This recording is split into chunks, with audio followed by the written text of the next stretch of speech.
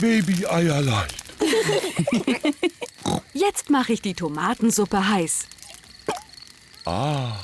Lauscht nur der Stille der Nacht. Ich hab da was gehört. Das war das Zirpen einer Grille.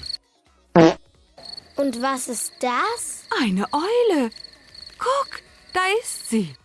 Boah. Und wer macht so? Oh, merkwürdig. Das ist Papas Bauch. Mein Bauchgrummeln gehört zu den besten Klängen der Natur. Es bedeutet Essen. Ich mag Tomatensuppe. Und ich